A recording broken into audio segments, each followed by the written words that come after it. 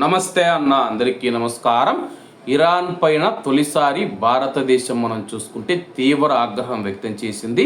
వివరాల్లోకి వెళితే హార్ముజ్ జలసంధిలో భారతీయ నౌకలపైన కాల్పులు జరిపిన తర్వాత న్యూఢిల్లీలోని ఇస్లామిక్ రిపబ్లిక్ ఆఫ్ ఇరాన్ రాయబారిని పిలిపించినట్లు భారత విదేశీ వ్యవహారాల మంత్రిత్వ శాఖ ప్రకటించింది. ఈ సమావేశంలో హార్ముజ్ జలసంధిలో 2 భారతీయ జెండా నౌకలపైన కాల్పుల ఘటనపైన భారతదేశం తన యొక్క తీవ్ర ఆందోళన వ్యక్తం చేసింది. అలాగే దీనికి సంబంధించి భారత విదేశీ వ్యవహారాల మంత్రిత్వ శాఖ ప్రకటించడం జరిగింది. వాణిజ్య నౌకలు మరియు నావికా భద్రతకు భారతదేశం ఇచ్చే ప్రాముఖ్యత ఆ ప్రకటన పేర్కొంది. భారతదేశానికి వచ్చే అనేక నౌకల సురక్షిత ప్రయాణానికి ఇరాన్ గతంలో సౌకర్యం కల్పించిందని గుర్తు చేసింది. వాణిజ్య నౌకలపైన జరిగిన ఈ తీవ్రమైన కాల్పుల ఘటనపైన తన ఆందోళనను పునరుద్ఘాటిస్తూ ఇరాన్లోని అధికారులకు భారతదేశం అభిప్రాయాలు తెలియజేయాలి, హార్ముజ్ జలసంధి గుండా భారతదేశానికి వచ్చే నౌకలకు సౌకర్యం కల్పించే ప్రక్రియ వీలైనంత త్వరగా పునఃప్రారంభించాలని చెప్పి విదేశాంగ కార్యదర్శి ఇరాన్ రాయబారిని కోరారు.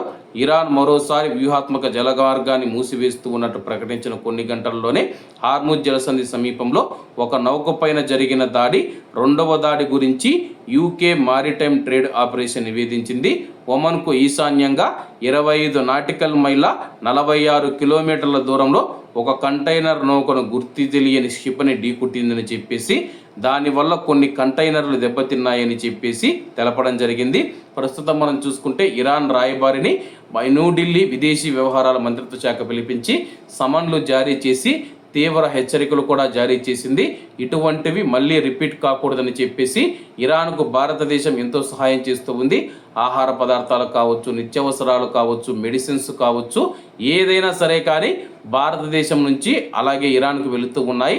ఆ యొక్క విశ్వాసం అనేది లేకుండా భారతీయ జెండా కలిగిన నౌకలపైన మేము దాడులు చేయమని చెబుతూనే దాడులు చేయడం చాలా బాధాకరమని చెప్పేసి భారతదేశం తీవ్రంగా ఖండించింది. కాబట్టి అందరూ బాగుండాలి, ఎందులో మనం ఉండాలి. అందరికీ నమస్తే అన్న, జై హింద్.